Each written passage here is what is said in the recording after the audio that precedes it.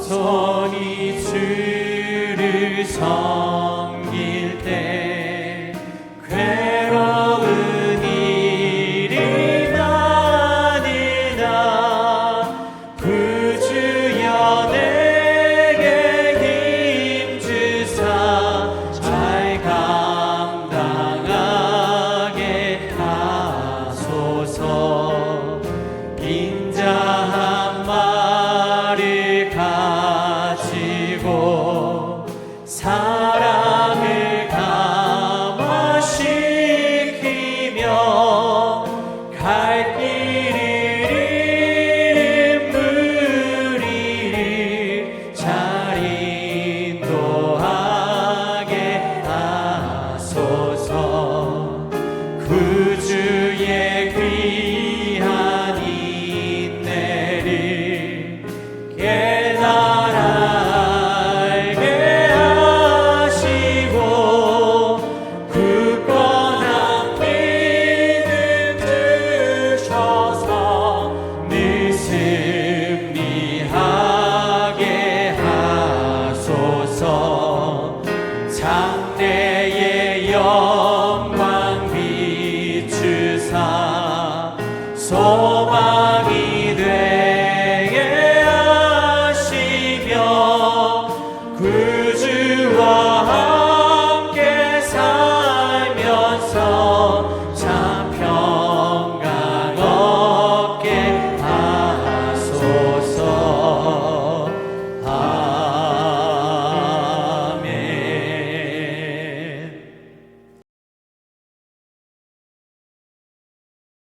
할렐루야. 사랑하는 성도 여러분, 오늘도 하나님의 말씀으로 하루를 열어 새 힘을 얻고 주님의 은혜를 누리는 시간이 되시기를 축복드립니다.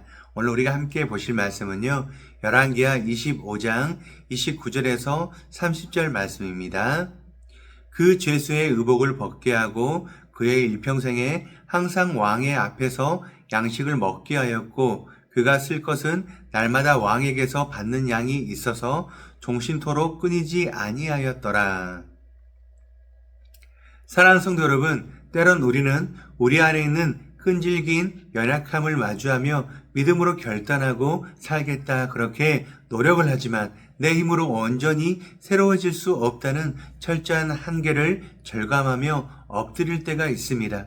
가정을 신앙 위에 아름답게 세워보려 애를 쓰고 무언가 헝클어진 관계를 회복해보려 혹은 우리 안에 나쁜 습관을 정말 바꿔보려 무던히 애를 씁니다. 하지만 마치 거대한 벽에 부딪힌 것처럼 결심이 무너지고 깊은 절망감에 우리가 사로잡힐 때가 있습니다.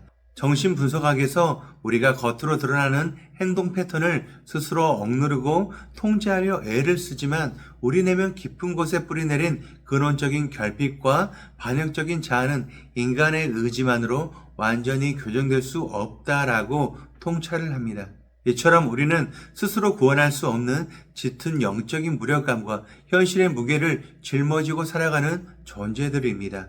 오늘 우리가 마주하는 열왕기하 23장부터 25장까지의 말씀은 인간이 시도하는 개혁의 한계와 그 절망의 끝에서 하나님이 베풀어 주시는 은혜가 무엇인지를 선명하게 보여주는 사건입니다.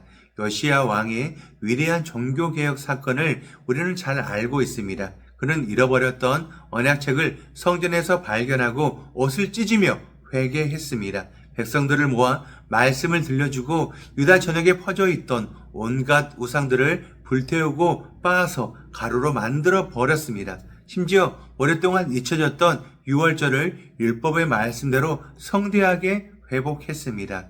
전무후무하게 마음과 뜻과 힘을 다해 여호와께 돌이킨 훌륭한 개혁이었습니다. 하지만 외부적인 구조를 바꾸고 종교적인 열심을 낸다고 해서 우리 영혼의 근본적인 빛이 청산되는 것이 아니에요. 요시야의 눈물겨운 노력에도 불구하고 유다 백성들의 무의식과 삶 속에 스며든 죄악의 뿌리, 특히 므낫세 시대부터 누적이 되었던 하나님을 향한 뿌리 깊은 반역은 완전히 뽑히지 않았습니다. 개혁은 한 세대를 넘기지 못했고 요시야의 죽음 이후에 아들들은 다시 철저하게 악의 길로 돌아섭니다.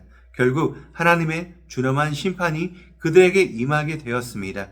예루살렘의 성벽은 무너지고 솔로몬이 지었던 영광스러운 성전은 불타버리며 그토록 귀하게 여겼던 성전들의 기물은 모조리 바벨론에 약탈당합니다. 왕은 두 눈이 뽑힌 채 쇠사슬에 묶여 끌려가고 수많은 백성이 포로가 되어서 약속의 땅에서 쫓겨나게 되었습니다. 다윗의 언약마저 완전히 끝난 것처럼 보이는 캄캄한 멸망의 밤이 찾아온 것입니다. 바벨론에 포로로 끌려가 감옥에 갇힌 지 무려 37년이 지난 유다의 왕 여호야긴이 바벨론의 새왕 에월모로닥에 의해 감옥에서 풀려나는 사건입니다. 바벨론 왕은 그 죄수복을 벗기고 그에게 친절하게 말하며 남은 평생 동안 매일 왕의 식탁에서 함께 양식을 먹게 해줍니다. 이것은 단순히 한 몰락한 왕이 운 좋은 사면을 받은 이야기가 아닙니다. 인간의 공로가 전혀 개입할 수 없는 전적인 은혜가 무엇인지를 보여주는 복음의 그림자가 되는 것이죠.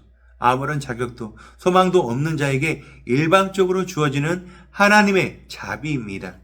이 사건은 곧 우리의 진정한 왕이신 예수 그리스도를 향합니다.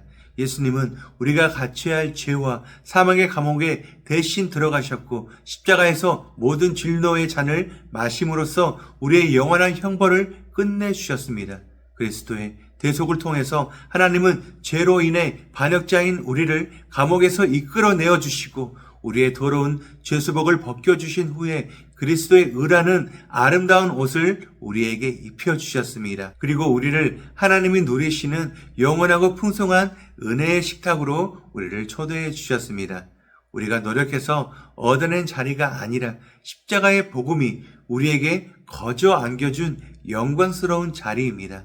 그렇다면 멸망의 잿더미 위에서 은혜의 식탁을 베푸시는 이 말씀 앞에서 오늘 우리는 어떤 삶의 결단을 내려야 할까요? 첫 번째입니다. 내 힘으로 무언가를 지켜내려는 자기 의를 내려놓고 철저히 하나님의 은혜만을 구합니다. 우리는 종종 예루살렘 성전이나 견고한 성벽처럼 세상의 주의나 경제적인 안정, 심지어 나의 종교적인 열심을 의지하며 살아갑니다. 하지만 이 모든 것들은요, 바벨론의 침공 앞에 무너진 성벽처럼 결국 한계를 맞이할 수밖에 없습니다. 내 삶의 계획이 무너지고 좌절을 경험하게 될 때 그것은 실패가 아니라 내가 하나님께 전심으로 나아가기 위해 내 안에 무너져야 할 것들, 버려야 할 것들을 무너지고 부서지는 은혜의 시간이 되는 것입니다. 내 힘으로 구원과 안정을 얻으려는 모든 시도를 십자가 앞에 내려놓고 오직 나를 불쌍히 여겨주시는 주님의 그 무조건적인 은혜만을 간절히 붙드는 하루가 되시기를 바랍니다. 두 번째입니다. 수치스러운 죄수의 옷을 벗어던지고 예수님이 입혀주시는 그리스도의 의의 옷을 기쁨으로 입습니다. 여호야긴이 감옥에서 풀려나 가장 먼저 한 일은 평생 입고 있던 더럽고 냄새나는 죄수복을 벗어 던진 것입니다. 우리 안에 여전히 나는 부족해, 나는 사랑받을 자격이 없어, 이번에 또 나는 실패했어 라고 정죄하는 과거의 상처와 죄책감이라는 죄수복이 입혀져 있을 수 있습니다. 사탄은 끊임없이 우리의 결핍을 공격합니다. 하지만 십자가에서 예수님은 이미 그 정죄의 옷을 벗겨주셨어요. 예수 그리스도의 십자가의 보혈로 깨끗하게 씻겨진 우리, 하나님께서 사랑스러운 자녀라 부르시는 그 온전한 신분을 기억하시길 바랍니다. 오늘 하루 우리의 감정이나 과거의 실수가 우리를 지배하지 못하게 하고 주님이 입혀주신 구원의 옷을 자랑스럽게 입고 당당히 걸어가시길 바랍니다. 마지막 세 번째입니다. 매일 주어지는 하루를 왕의 식탁에 초대받은 자비의 삶으로 누립니다. 여호야긴은 남은 일평생 매일매일 왕이 베푸는 풍성한 양식을 먹으며 살았습니다. 내일을 걱정할 필요가 없었어요. 왕이 모든 것을 공급해 주었기 때문입니다. 사랑하는 성도 여러분, 우리의 매일매일이 바로 이와 같아요. 오늘 내가 숨을 쉬고 일터에 나가고 우리 아이들과 눈을 맞추며 교회를 섬기는 이 모든 평범한 일상들이 사실은 우주의 왕이신 하나님께서 우리에게 베풀어 주시는 은혜의 식탁입니다. 불평과 염려로 오늘 하루를 낭비하지 마시기를 바라요. 비록 현실의 문제는 여전히 너무나 많이 쌓여 있을지라도 하나님께서 우리 삶의 모든 필요를 채우시며 우리와 함께 늘 동행한다는 그 사실을 믿음의 눈으로 바라보시길 바랍니다.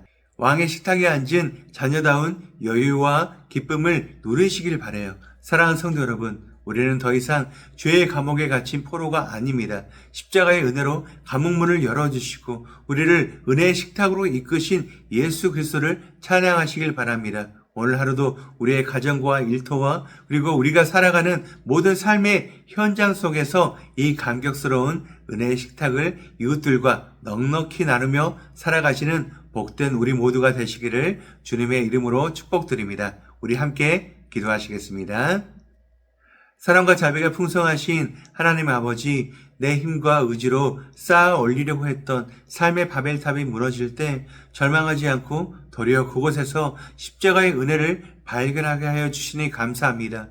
죄와 상처의 감옥에 갇혀 냄새나는 죄수복을 입고 있던 우리를 불러주시고 그리스도의 보혈로 씻겨주시며 영광스러운 자녀의 옷을 입혀주심을 찬양합니다. 주님, 오늘 하루 우리가 마주하는 일상이 하늘의 왕이신 주님께서 친히 베풀어 주시는 은혜의 식탁임을 잊지 않게 하여 주시옵소서.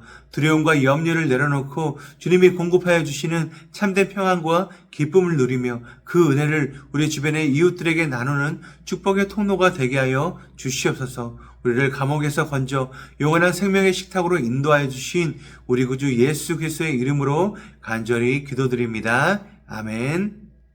오늘 우리가 함께 기도할 도구기도 제목은 베트남 이대로 채사라 선교사님을 위하여입니다. 첫 번째, 가정을 위하여 이대로 채사라 선교사님의 영육이 하나님의 강건케 하시는 은혜로 사역 감당에 어려움이 없도록 사랑과 믿음이가 하나님의 돌보심 가운데 은혜 안에서 잘 자라고 하나님 나라의 귀한 일꾼들로 잘 세워질 수 있도록 기도하시기 바랍니다. 두 번째, 사역을 위하여 하노이 국제신학교 비전하우스 학사 현지 청년들을 위한 제자훈련 사역, 한국어 학당, 예배 섬김이 학교센터 사역이 온라인상으로 잘 진행되고 새로운 훈련 지체들이 합류하도록 따릉 마을에 세워진 실만한 물가 카페와 교회가 뚜엔 사역자를 통하여 복음이 잘 증거되고 열매를 맺을 수 있도록 기도하시기 바랍니다.